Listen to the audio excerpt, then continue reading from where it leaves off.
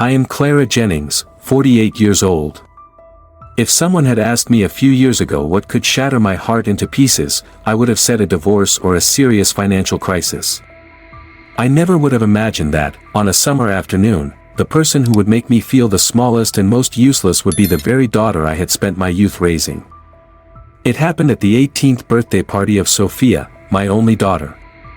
The party was held at my ex-husband's family's lakeside mansion, a place I had never felt I belonged to, even when Mark and I were still married. Sunlight reflected off the crystal-clear infinity pool, colorful floats drifted around, pop music blared along with the laughter of Sophia's friends. Everything was radiant until the moment Sophia reached out and shoved my shoulder. I stumbled, unable to grab the plastic pool chair beside me, and plunged into the cold water. In an instant, the world became murky, sound was muffled, and the weight of my clothes dragged me down. When I resurfaced, coughing and gasping, my eyes stinging with chlorine, I heard Sophia's high, mocking laughter echo across the pool. Oh my God, why is Mom so poor? Just look at what everyone else here is wearing. Her friends joined in the laughter, and a few phones clicked away, as if this were some harmless joke. But to me, it wasn't a joke. It was a razor-sharp blade driven straight into my worn-down pride. Clinging to the pool's edge, I climbed out, my whole body soaked, the cheap cotton dress clinging pathetically to my skin. The older guests, Mark's relatives, his friends, glanced at me with judgment. A few shook their heads, others whispered to each other. I forced a weak smile, muttered something like, I was just caught off guard, but my trembling voice made it sound like a confession rather than humor. No one knew I had spent over 2 weeks choosing this dress, something neat enough not to seem sloppy, yet soft enough not to look like I was trying to mimic their luxury. I had considered every dollar as I swiped my card, knowing that after this birthday came a pile of bills, rent for my small apartment, Sophia's upcoming college tuition, my share, and the credit card debt still hanging over me. Standing there, water dripping onto my sandals, I looked at my daughter, her golden hair lightly curled, sun-kissed skin flawless, wearing a Reformation silk dress I certainly hadn't bought, laughing radiantly among her friends. I remembered when Sophia was little. Every time I came home late from a restaurant shift, she would throw her arms around me and say, "Mom, you're my hero." Now, that same child was standing with her father's world, turning her back on me. I knew this hadn't happened overnight. It was the result of years living between two opposing worlds.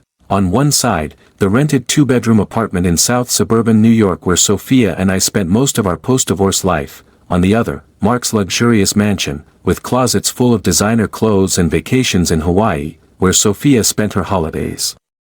Mark, the man I had once loved so deeply in my 20s, still had that same charisma, now enhanced by the wealth he had inherited from his father's architecture firm. Divorcing him meant losing access to cocktail parties on the Upper East Side and couture gowns from Paris. But what I lost even more was the right to be an equal in raising Sophia. Mark never flat out said I was lesser. He didn't need to. He proved it by paying Sophia's full tuition at private school, then reminding her of it, by gifting her a brand new Mini Cooper for her 17th birthday, while I scraped together enough for a modest present, by casually adding, whenever Sophia praised something I did for her, "Your mom did great, but..." I knew I couldn't compete with money. But I believed love and devotion were enough. I did everything to make Sophia feel safe and cherished, waking early to cook breakfast, staying up late to wait for her after parties, listening to her talk about friends, first loves, even fleeting worries. I thought that would forge an unbreakable bond.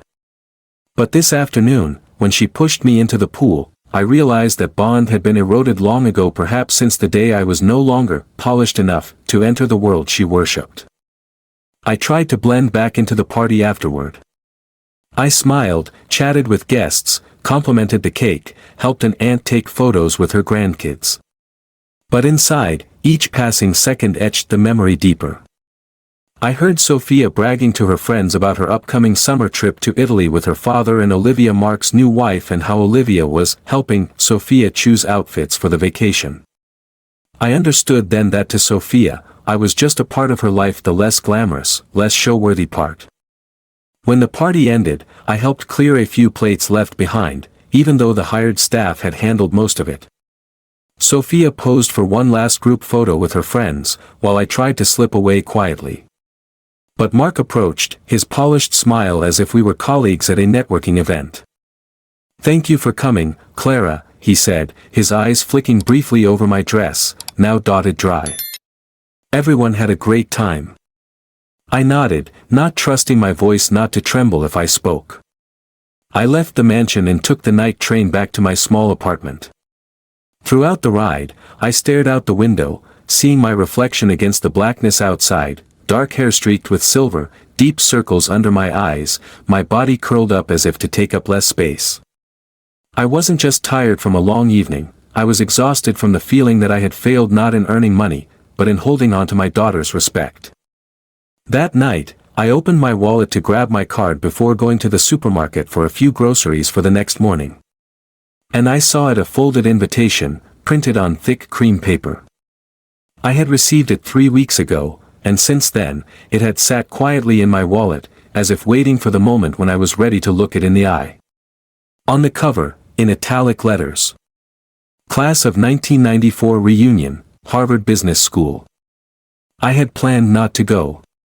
I didn't want to compare my life with those of my former classmates, many of whom surely had become CEOs, investors, or at least more financially successful than I was. But tonight, after the pool incident, I thought differently.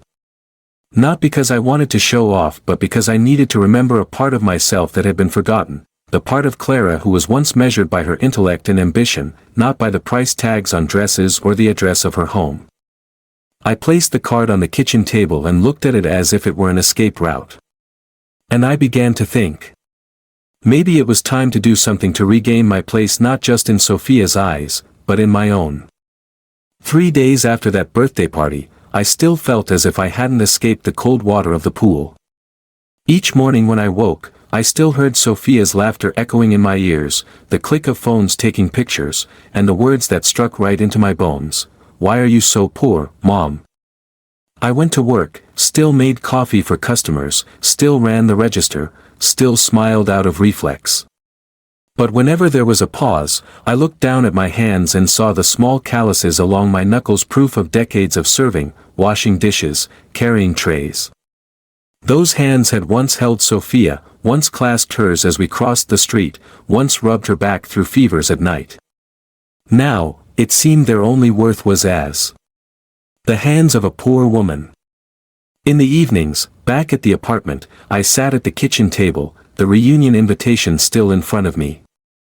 The yellow light shone down, making the words, 30-year reunion, appear both sparkling and mocking. I picked up the phone, about to call an old friend from school to ask who would be there, but stopped.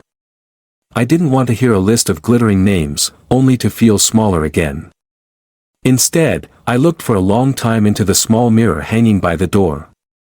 My hair had more silver than I realized, the skin beneath my eyes was hollowed. But what startled me wasn't age, it was my eyes.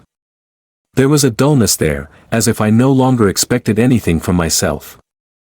I suddenly remembered my school days, when I debated macroeconomics with passion, when I dreamed of opening my own consulting firm, when I believed I would travel the world. Where had I left that woman behind? That night, near 11 p.m., I received a call from Lily, my best friend from business school. Her voice was warm and strong, just as it had been back then. "Clara? How long has it been? I just saw your name on the invitation list. You have to come." I gave a dry laugh.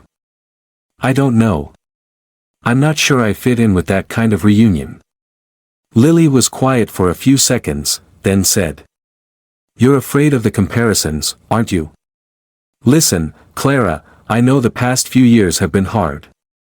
But a reunion isn't just about showing off success. It's about remembering who you were and reminding people that you're still here." Her words, "still here," were like a small spark. I didn't say yes, but that night, after hanging up, I opened my closet and pulled out the small dusty suitcase. The next day, after my shift, I went to a second-hand clothing store in Williamsburg. I knew I couldn't afford a brand new designer dress, but I believed that if I looked carefully enough, I could find something respectable, something that fit. After nearly an hour, I found a dark blue dress with a classic cut, good fabric. It fit perfectly at the shoulders, lightly hugged my waist, made me appear taller. The price was exactly what I had set aside for the week, which meant for the next few days I'd have to eat more simply. I bought it, wrapped it carefully, and on the way home, I felt a little lighter. That evening, Sophia called. "Mom. Next week I'm going to California with Dad and Olivia. You knew that, right?" I answered. "Yes, I heard. Have a good trip." There was a short silence. Then Sophia said, About the other day at the pool. I was just joking. Don't be mad, okay?" I swallowed hundreds of things I wanted to say and only replied, "I know." But in truth, I didn't know. I didn't know what "just joking" meant when someone used it to cover up the truth they had just exposed. The reunion came faster than I expected. That morning, I got up early, ironed the blue dress, and applied light makeup with care. When I stood before the mirror, I saw a different version of myself, not the woman soaked beside a pool, but someone who could walk into a room full of successful people without bowing her head. The hotel ballroom hosting the reunion sparkled with lights, tables laid with drinks and canapes. As soon as I stepped in, I saw Lily waving, her smile like a warm welcome. We hugged, and immediately I was swept into conversations, handshakes, reminiscing about old stories. Some classmates had become CEOs, investors, professors. They talked about companies, projects, yachts, vacation homes in France. I listened, smiled, asked a few questions. And then, unexpectedly, someone asked me, "Clara, what are you doing these days?" I talked about my job at the coffee shop, but also about how I managed work schedules, trained new employees, handled supply delays. I realized that when spoken with confidence, those skills had value too. No one looked down on me. Some even said, "Sounds like you're running a small operation yourself." Lily leaned over and whispered, "See? Your worth isn't just in a bank account." When the evening ended, Lily pulled me out onto the balcony overlooking the street. The New York night air was crisp. "Clara, have you thought about trying again? I mean, starting a business. You once had the mind and the passion, and I think you still do." I smiled. "I don't have any capital left." "Capital isn't just money," Lily replied. "It's ideas, it's connections. And listen. If you want to start, I can help you get connected." Her words planted a seed. On the train ride home, I thought about those years ago, about why I chose business, about the dream of building something of my own. And I thought about Sophia, not to take revenge, but to show her that her mother wasn't just the poor woman standing on the sidelines of life. When I got back to my apartment, I opened my computer and created a new folder, Plan 2025. And for the first time in years, I felt my hands tremble, not out of anger or shame, but out of excitement. I couldn't sleep that night. The computer screen glowed blue in the small dark room, the sound of typing mixing with the ticking of the wall clock. I scrolled through a series of ideas, from opening my own coffee shop, to a delivery service supplying drinks to offices, even a training course for professional service skills. Each idea had its advantages, its drawbacks, and one common barrier: capital. I knew I couldn't rely on savings. There was practically nothing left after years of scraping by. But Lily was right, capital isn't just money. I had a network, real-world experience, and something others couldn't easily copy: the ability to spot opportunity in the smallest details. 2 days later, I called Lily back. "I've thought it over. I want to try a mobile coffee service, a small truck that can drive to office areas, fairs, events." "Perfect." Lily's voice lit up. "What do you need from me?" "Advice. And if possible, a connection to someone who could lease a truck at a reasonable price." Lily promised to reach out. And to my surprise, just a week later, I met Paul, a friend of her husband's, who owned an event equipment rental company. Paul said he had a small truck sitting idle, and he was willing to rent it to me below market rate, as long as I outfitted the interior myself. The next problem was money for renovating the truck and buying an espresso machine, grinder, and supplies. I didn't want to borrow from a bank, too risky if I failed. I remembered a district startup support program I had once skimmed on a flyer at the library. I applied, attended the interview, and somehow convinced them to grant me a small subsidy.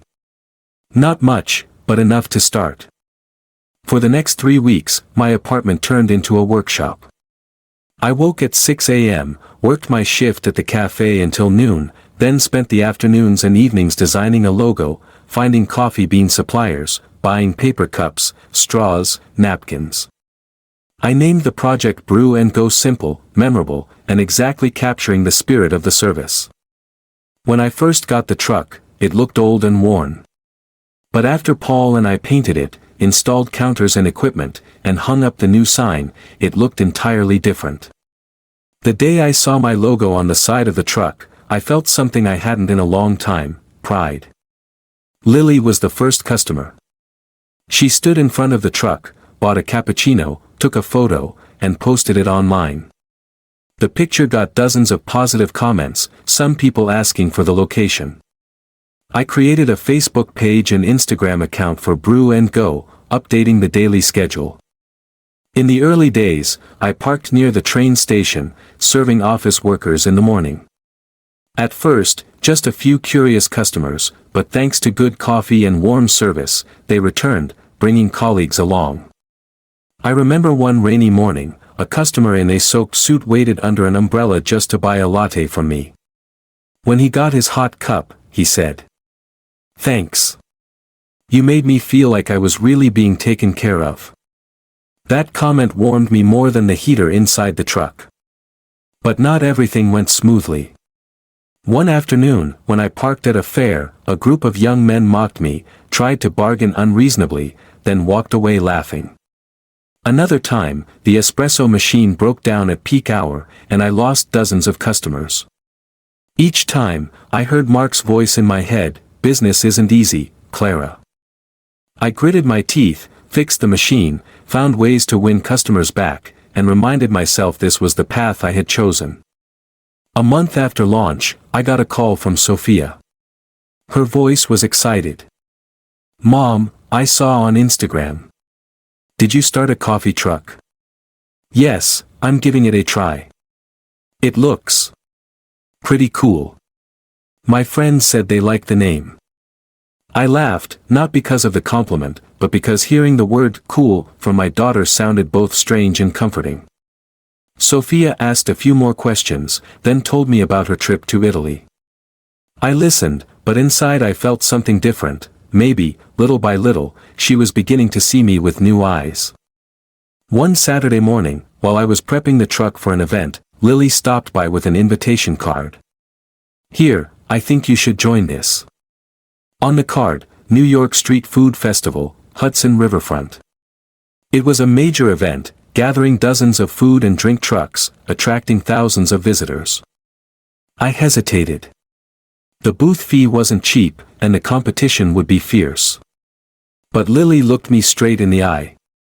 "You can't just stick around the train station forever. If you want Brew and Go to grow, you have to step out." I nodded. And from that moment, I began preparing for the biggest event of my life since starting out. The night before the festival, I barely slept. I organized supplies, checked equipment, printed extra menus. In my mind, I replayed the pool scene, Sophia's laughter, her words. This time, the memory didn't make me cry, it fueled me to prove I wasn't weak. The next morning, the Hudson riverfront was packed.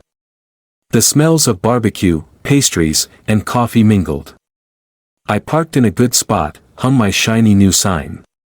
Customers began coming, first a few, then more and more.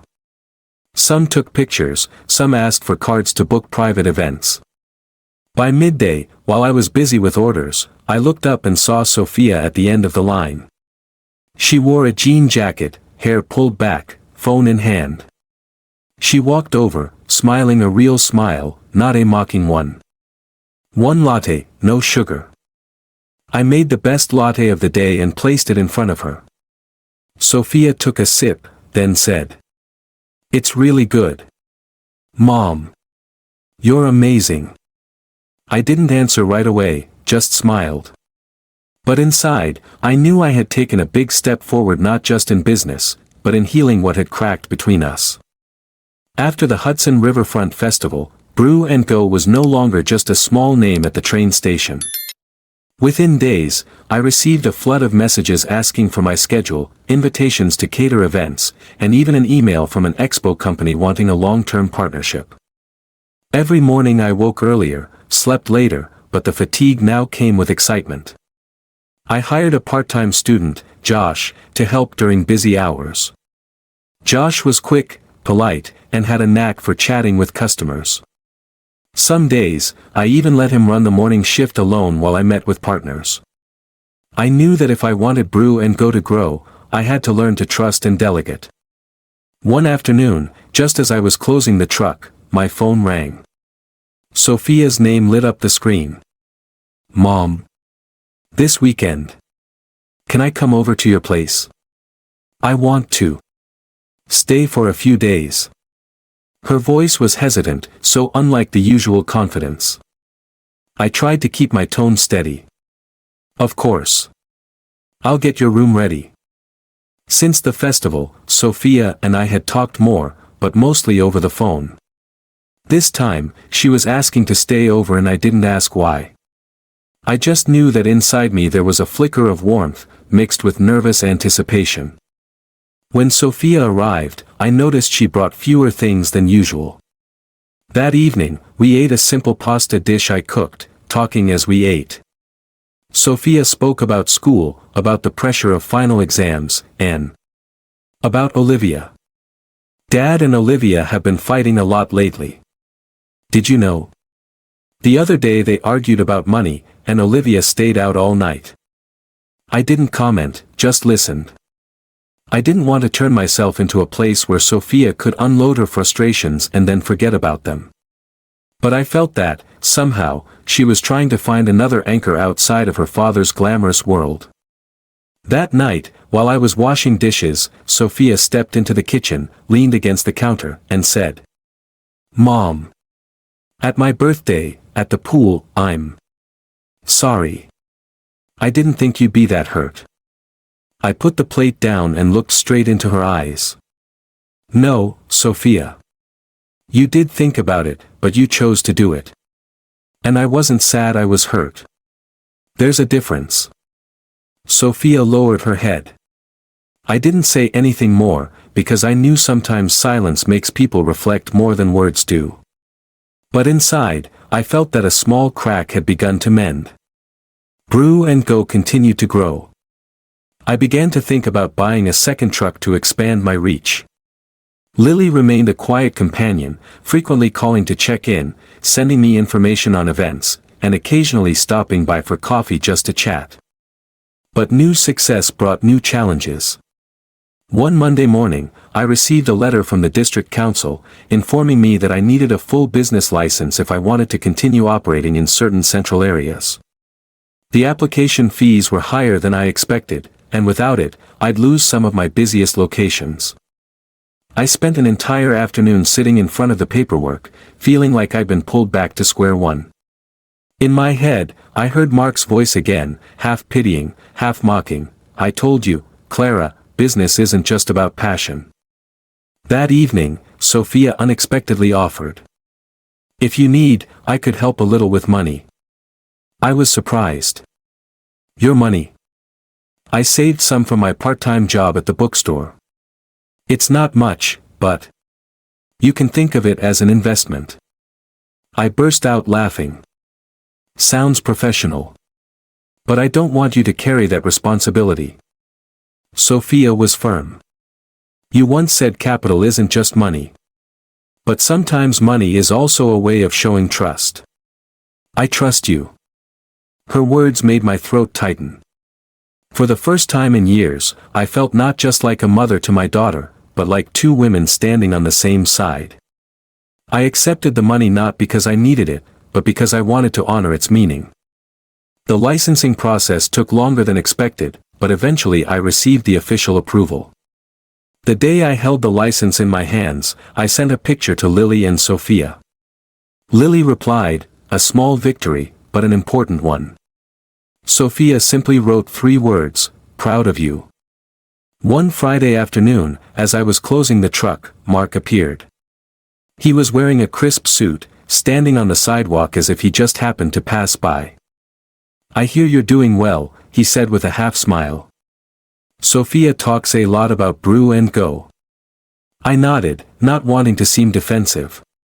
"I'm fine. Thanks for asking." Mark glanced into the truck, then said, "You always had this energy.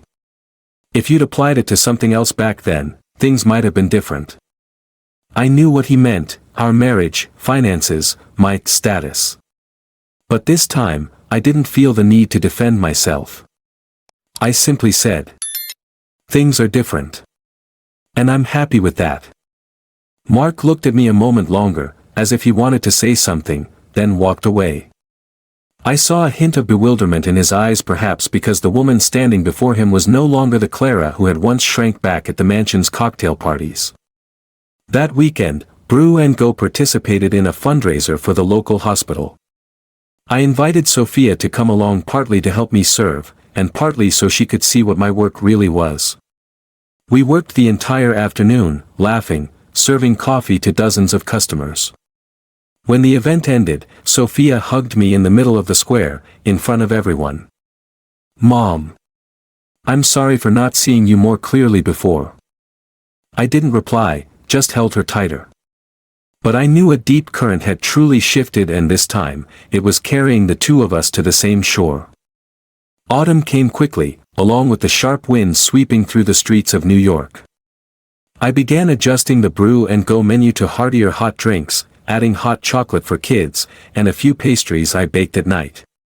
Revenue was steady, enough to pay for the truck rental, supplies, and even to save a small amount. Sophia still visited me once a month. The evenings in my small apartment grew warmer when she sat at the kitchen table, doing homework while sipping hot cocoa. I learned not to cling to these moments, but to let them unfold naturally, as if we were learning how to be mother and daughter all over again. One Wednesday afternoon, while I was at the train station, a strange man stopped by the truck. He wore a long coat, held a folder, and said, "Are you the owner of Brew and Go?" "I'm James, from the company that organizes the Winter Festival in Central Park. We're looking for more beverage vendors. I heard about you from customers." I froze for a moment. Central Park Winter Wonderland was one of the biggest Christmas events of the season, lasting over a month, drawing hundreds of thousands of visitors. Just thinking about it made me both thrilled and nervous. "I would be very happy to join," I replied, trying to keep my voice steady. James shared details, left his business card. I knew this was a golden opportunity, but the booth fee was many times higher than anything I had paid before. I would have to bet almost all my savings. That evening, I told Lily about it. "Clara, this is when you have to take a risk. If you want to reach a new level, you can't stay in your comfort zone forever." "But what if I lose money?" I asked. "Then you still have Brew and Go at the train station. But if you succeed, you'll make a name for yourself." I also told Sophia. She was surprised. "You should do it, Mom. I can help you on weekends there." I looked at my daughter and remembered the day she pushed me into the pool. And now, it was she who was encouraging me to step into a new pool of my own, but this time, I knew I could swim. Once I made the decision, I threw myself into preparation. I ordered a backup espresso machine, bought decorative lights, and designed red cups with the logo for the holiday season. Josh and Sophia helped me decorate the truck, sticking paper snowflakes, hanging a small wreath by the door. On opening day of Winter Wonderland, Central Park shone bright. Christmas music played everywhere, the smell of waffles and mulled wine filled the air. Brew and Go was positioned near the entrance, and the flow of people seemed endless. On the very first day, I nearly sold out of my stock. Sophia helped me the entire day, her hands moving quickly, pouring milk, taking payments, calling out drinks. At times she smiled radiantly when customers complimented the coffee, and I realized she was proud. Not because I dressed elegantly or carried a full wallet, but because I was good at what I did. But then the storm hit literally. One weekend afternoon, strong winds rose suddenly, the sky turned dark.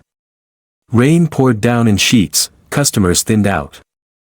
As I was packing up, an accident happened. A large sign from the booth next door was blown over by the wind, crashing hard against the side of Brew and Go. The sound of metal clashing made me jump. When I checked, I saw the truck's exterior had dented, a small window cracked. The main espresso machine had shifted and was leaking water. I knew if it wasn't repaired immediately, I wouldn't be able to continue selling in the coming days, and every day lost at this event meant losing hundreds of dollars. That night, I called a repairman. The quote was higher than I expected, and they couldn't guarantee it would be fixed in a day. I sat in my apartment, staring at the festival schedule 3 weeks still ahead, feeling the weight of tension pressing down. Sophia sat across from me, speaking softly. "Mom, let me try calling Dad." I stayed silent for a few seconds. Mark had never been involved in my work, and I didn't want to rely on him. But this situation, I had to consider it. "If you want, go ahead. But I don't want to accept anything from him as a favor. If he helps, I'll pay him in full." Mark arrived the next morning, along with a friend who worked in mobile vehicle repairs. Within hours, they fixed the dent, replaced the window, and readjusted the espresso machine. When I tried to pay, Mark raised his hand. "Consider it a Christmas gift for Sophia." I hesitated, but Sophia nodded slightly, signaling that this time, I should accept. Before leaving, Mark stood beside the truck. "I have to admit, you've really done well. Not just holding on, but attracting so many people." I smiled, for the first time feeling that his compliment didn't carry any hidden edge. In the following days, Brew and Go drew crowds again. News about the coffee truck that survived the storm spread, and even a local newspaper ran a story on me. They published a photo of Sophia and me beside the truck, under the Christmas lights. The article ended with, "A hot cup of coffee can offer more than flavor, it carries a story of resilience and family." That evening, I printed the article, framed it, and hung it in the kitchen. Sophia looked at it and smiled. "You know, I never thought I'd see you in the newspaper. But now I think this is the version of you I want to remember." I turned away to hide my smile. Maybe sometimes what we need isn't to change the past, but to write a present strong enough to overshadow it. Christmas passed like a burst of fireworks. Brew and Go ended the holiday season with its highest revenue ever. I paid off my debts and saved enough to seriously consider a second truck. Sophia returned to her father's house after the break, but before leaving, she hugged me tightly and said, "Mom, next summer I want to work for you full-time." That sentence felt like a passport carrying me into the new year with renewed faith. One January morning, as I was checking emails, I saw a subject line that made my heart race. "Invitation, Small Business Forum, New York." It turned out the article about Brew and Go had caught the attention of an international organization. They were inviting me to share my startup story at a forum in the US, covering travel and accommodation costs. I read the letter 3 times before believing it was real. New York, the place I had once dreamed of visiting when I was in business school, then abandoned that dream as life swept me away. But excitement quickly gave way to anxiety. The event was scheduled for March, when I had already planned to expand Brew and Go to a new location. If I went, I would have to delay everything and leave most of the work to Josh. Was I taking too big a risk? That evening, I called Lily. "You have to go," she said firmly. This isn't just a business opportunity, it's a way to remind yourself, the old Clara is still here. But if I stay, I can focus on expanding. Clara, you can expand anytime. But not every day does New York call your name. Her words silenced me. I knew she was right. Sophia's reaction surprised me even more. You should go, Mom. I can help Josh run the truck on weekends. You'll love New York. I laughed. I never thought I'd hear you encourage me to leave the truck to you. You can trust me, Sophia said, her voice confident. Maybe this was also a chance for me to see just how much she had grown. In the weeks that followed, I prepared paperwork for the trip while training Josh and Sophia on operations. I wrote everything down in detail, from how to store milk, handle busy rushes, to how to respond to customer complaints. In the middle of all this, something unexpected happened. I received notice from the bank that a large amount had been withdrawn from my account due to a suspicious transaction. I immediately called them, and they confirmed it was fraud. Someone had stolen my card information. Luckily, the bank would refund the money, but it would take at least 2 weeks. Which meant my cash flow was impacted right before my departure. I sat alone in the kitchen, staring at the list of upcoming expenses, feeling the stress pressing in. This was the first time I'd ever had to leave Brew and Go for so long, and it seemed like everything was testing my resolve.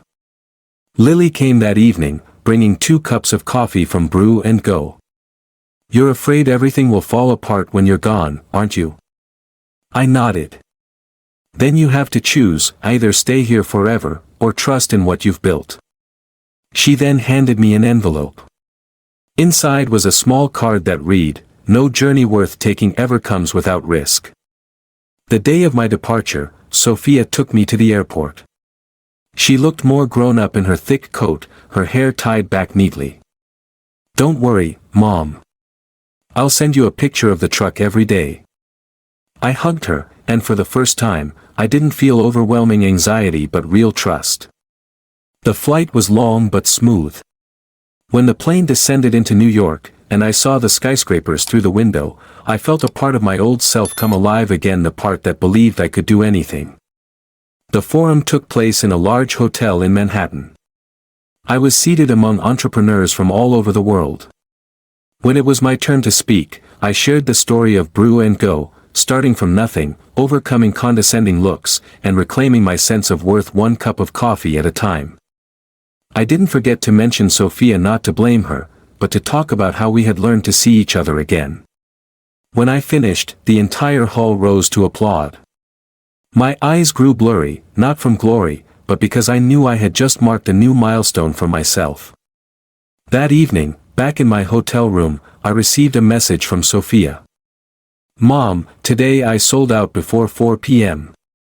I think I'm starting to understand why you love this work. I smiled. Maybe this trip wasn't just mine, it was a turning point for Sophia too. But I didn't know that, once back in New York, a bigger challenge was waiting for me. The trip ended with applause, business cards exchanged, and a few tempting partnership offers. But as the plane landed at JFK International Airport, a strange feeling stirred in my chest, as if something had changed while I was gone. My phone buzzed while I was still waiting for my luggage. It was a message from Josh. Clara, need to meet you as soon as you're back. Something important. I went straight to the Brew and Go truck at the station. Josh was there, his face serious. There have been some customer complaints about quality the past few days. Sophia tried hard, but some said the coffee tasted weaker than usual. And, Josh hesitated, yesterday a group of teens made a scene. One of them filmed a clip and posted it online, saying the new owner doesn't know what she's doing. The video spread quickly, and a new cafe nearby jumped on it, advertising real coffee with a mocking hashtag. It felt like a bucket of cold water. I'd been gone 3 weeks, and I thought everything would be fine, but the market waits for no one. What did you say to Sophia? I asked. She was really upset, said she did her best. But some of the comments online were pretty harsh. That evening, Sophia came to my apartment, her eyes red. "I'm sorry. I followed all your instructions, but customers still complained. I think maybe I'm not cut out for this." I hugged her. "Sophia, everyone has bad days. What matters is what we do next." But inside, I knew this wasn't just a bad day. Brew and Go's reputation had taken a hit, and I needed to act fast if I didn't want to lose customers permanently. The next morning, I returned to the station early. I made every cup myself, spoke to every regular, assuring them I was back and would guarantee the quality. Some nodded, others just gave polite smiles.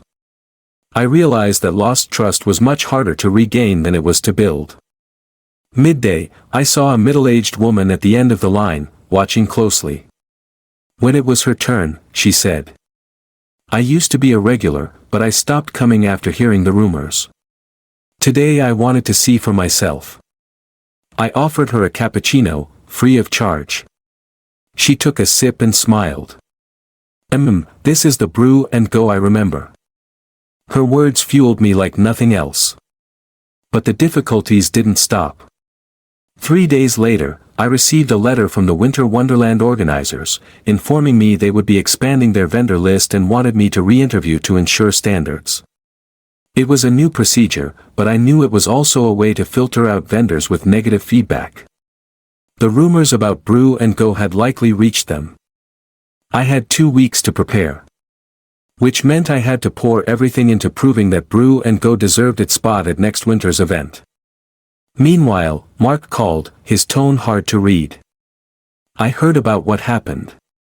If you want, I could provide the funds to open a second truck right now, to distract the public." I was taken aback. "Why would you want to help?" "Call it an investment. If it works, we split the profits." I stayed silent. I knew his offer didn't come purely from goodwill. Mark still wanted to prove he had a role in my success. If I accepted, I'd be tied to him. If I refused, I'd have to figure it out alone under mounting pressure. I shared it with Lily. She frowned. "You built all of this yourself. Don't let anyone buy the right to decide for you."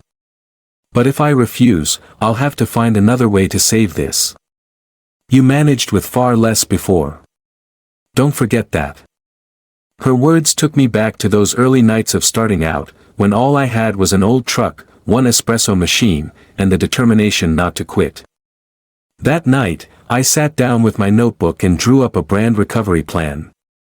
1. Host a free Brew and Go day for the first 50 customers. 2. Launch a new coffee flavor, limited edition. 3. Film behind-the-scenes videos to show customers the care in every step. I knew no campaign was more effective than letting customers experience it for themselves. The free day took place under a rare sunny sky in February. Sophia, Josh, and I served non-stop. Old customers returned, new ones came out of curiosity. Some live-streamed, others posted pictures with the hashtag #BrewandGoIsBack. By the end of the day, I stood inside the truck, my shirt damp with sweat, but my heart lighter. The smiles, the repeated, "so good," they were proof that many still believed in me. That evening, Sophia handed me a small envelope. Inside was a paper with a photo of us standing by the truck, and underneath, a handwritten line, "Mom, I believe you can start over anytime you need to." I hugged her, feeling like any crack could be repaired if both sides wanted it. But I knew the biggest battle still lay ahead, the interview to keep my spot at Winter Wonderland. This wasn't just about work, it was a statement that Brew and Go and I would not be defeated by rumors or mistakes. The day of the interview to keep my spot at Winter Wonderland came on a cold but sunny morning. I got up very early, prepared the best batch of coffee I had ever brewed, poured it into a thermos, along with a few small pastries I had baked myself. I wanted them to experience Brew and Go with all their senses, not just through my words. When I walked into the room, I saw 3 members of the organizing committee already seated, files in front of them. One of them looked up and said directly, "We've received some negative feedback about your booth recently." We want to know why we should continue partnering with Brew and Go. I took a deep breath, then began. It's true that there was a time when my quality was affected, and I take full responsibility for that. But I didn't hide from it. I went back myself, spoke to every customer, organized a free day to invite them to taste again. I believe that business isn't just about constant success, but about how you stand back up after you fall.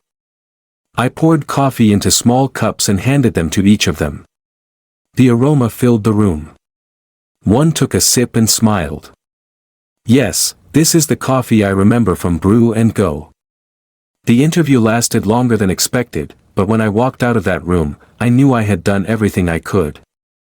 A week later, I received an email. Congratulations. Brew and Go will continue as a partner at Winter Wonderland this year. I screamed, making Sophia run out from the kitchen. We hugged in our small apartment, laughing like children. I told you. Sophia shouted. You don't need anyone to back you up except yourself. From that day, I poured all my effort into preparing for winter. But this time, I wasn't doing it alone. Sophia quit her part-time job at the bookstore to work with me throughout the holiday season. We made detailed plans, from a special menu to a Christmas playlist. On opening day, Central Park was once again lit up with thousands of lights. The Brew and Go booth was packed from the start. Many people recognized me from last year's article and stopped to chat. A few old customers dropped by just to say, I drank here last year, and I came back this year because of your story. Those words were the greatest reward. One evening, as the crowd began to thin, Sophia sat beside me, handing me a cup of hot cocoa. You know, Mom. I used to think being poor was something shameful. But now I see that poverty isn't as scary as not having the courage to get back up. I stayed quiet, my hand squeezing hers gently.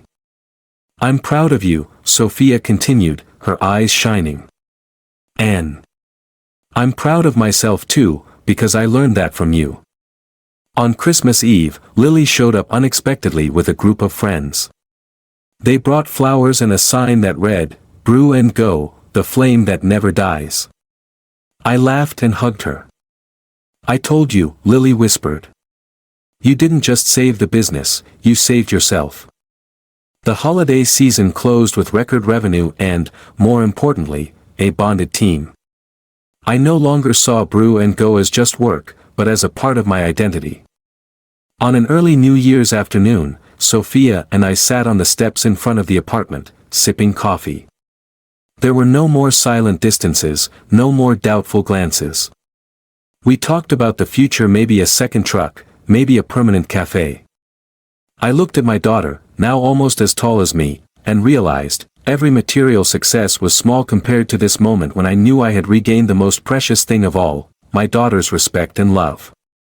If anyone asked me the secret to overcoming it all, I would say, believe that you are worthy, even when the whole world doubts you. And start again, even if it's just with a cup of coffee and a steadfast heart.